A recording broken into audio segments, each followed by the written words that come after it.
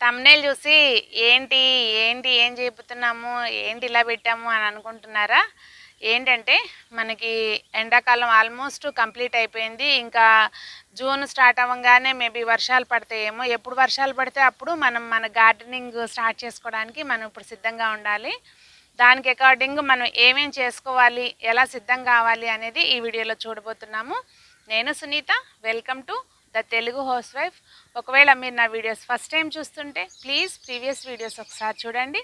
మీకు నచ్చి కంటెంట్ ఉంది అనిపిస్తే తప్పకుండా సబ్స్క్రైబ్ చేసుకుని బెల్ ఐకాన్ ప్రెస్ చేయండి.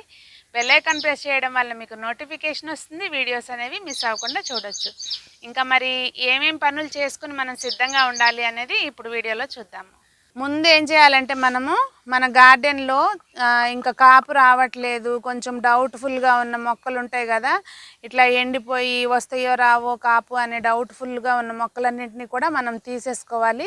రాబోయేది వర్షాకాలం కనుక మనకి మంచి కాపు అనేది వస్తుంది. సో ఇట్లాంటివన్నీ తీసేసుకుని కుండీలు ఖాళీ చేసుకోవాలన్నమాట. ముందైతే మనం ఇవి అక్కడొక్కాయి ఉంది కానీ ఇంకా పెద్దగా కాపేమి రాదు. ఇది మనం ఉంచినా కానీ మనకి పాట్ వేస్ట్ అనమాట. సో ఇది కూడా నేను తీసేసుకుంటున్నాను. ఇట్లా డౌట్ఫుల్గా ఉన్న మొక్కలన్నిటినీ కూడా మనము తీసేసుకోవాలి.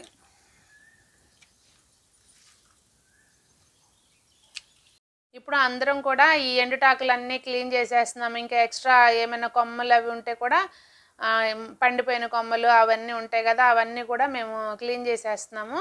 అలాగే మా మేడు సంజనాకి ఇద్దరికి కూడా ఒక డ్యూటీ ఇచ్చాను. ఏంటంటే అక్కడక్కడ కొన్ని చోట్ల మీలీ బగ్స్ కనిపిస్తున్నాయండి. సో వాటిని వీళ్ళిద్దరూ చెక్ చేయమని చెప్తే మొత్తం అన్నీ కూడా హ్యాండ్ తోటి క్లీన్ చేసేస్తున్నారు. ఇప్పుడైతే ఆ ప్రాసెస్ అంతా నడుస్తుంది అనమాట.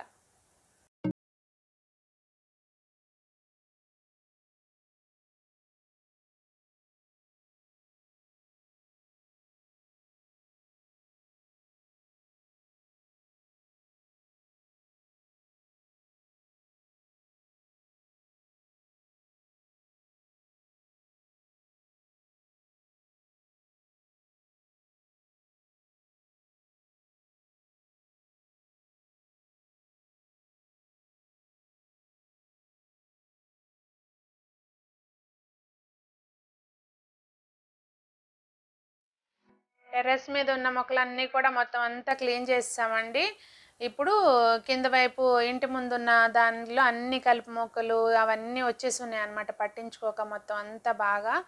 సో ఆ మొక్కలన్నీ కూడా పీకేసి ఇప్పుడు ఆ కిందంతా కూడా బాగా తవ్వి నేల అనేది బాగా కొంచెం తవ్వేసుకుని ఇక్కడ కింద కూడా ఏరివేసుకోవాలి. సో మేము ఇక్కడ కింద అంతా కూడా క్లీన్ చేస్తున్నాం అనమాట.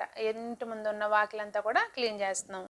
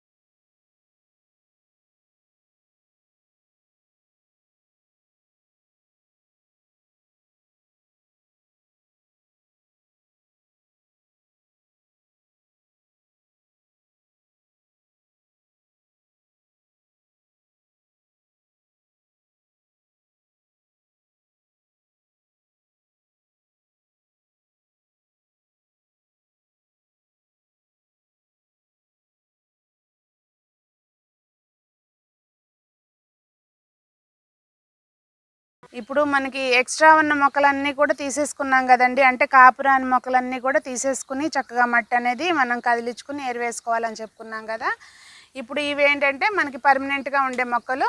వీటికి కూడా ఏమైనా ఎండిన ఆకులు కానీ ఇట్లా ఏమైనా ఉన్నాయేమో చూసుకుని ఒకసారి మనం దీన్ని కూడా మంచిగా మట్టి అనేది తవ్వుకుని వీటికి కూడా ఎరువు వేసుకోవాలి. ఇప్పుడు మనం అలా ఎక్స్ట్రా ఉన్న మొక్కలన్నిటినీ తీసేసుకున్నాం కదా. ఇవి చూసారా వానపాములు ఎలా వస్తున్నాయో.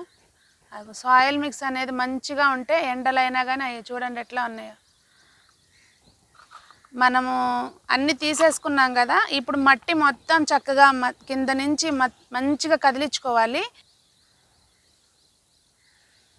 అదిగో చూసారా ఎట్లా ఉన్నాయో వానపాములు ఎన్ని ఉన్నాయో చూడండి. ఇట్లా మనం మొత్తం కింద నుంచి ఏదన్నా మంచిగా సన్నగా ఉన్న టూల్ తీసుకుని ఇట్లా కింద నుంచి మనం మొత్తం అంతా కదిలించుకోవాలి మట్టి ఒకసారి. ఒకవేళ కుదిరితే ఈ మట్టి అంతటిని కింద పోసుకుని ఒకరోజు ఎండబెట్టుకుని మళ్ళీ పోసుకుంటే మంచిదే. కానీ ఇప్పుడు మనకు అది చాలా పెద్ద ప్రాసెస్ అయిపోతుంది. మొక్కలు ఎక్కువ ఉన్నాళ్ళు చేయలేరు అనమాట పని అంతా. ఇదిగోండి ఇలా మనకి మొత్తం కింద వరకు దిగిపోవాలన్నమాట. మనం దేనితోటైతే తవ్వుతున్నామో అది మనకి కింద వరకు దిగిపోవాలి. అప్పుడు మన మట్టి మంచిగా గుల్లగా ఉన్నట్టు. ప్రతి కుండీలోనూ తప్పనిసరిగా చేయాలి. ఇట్లా చేసి మన కుండీ సైజుని బట్టి కిచెన్ కంపోస్ట్ ఉంటే కిచెన్ కంపోస్టు, లేదంటే ఎరువు ఉంటే ఎరువు.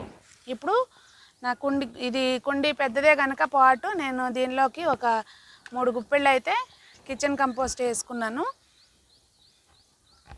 వేసి చక్కగా మళ్ళీ మనము కిందికి మీదకి ముందే వేసేసుకుని కదిలించుకున్నా పర్వాలేదు. యాక్చువల్గా ముందే వేసుకుని కదిలించుకుంటే ఏంటంటే మంచిగా ఇది మొత్తం మిక్స్ అయిపోతుంది, మనకి కిందికి వెళ్ళిపోతుంది.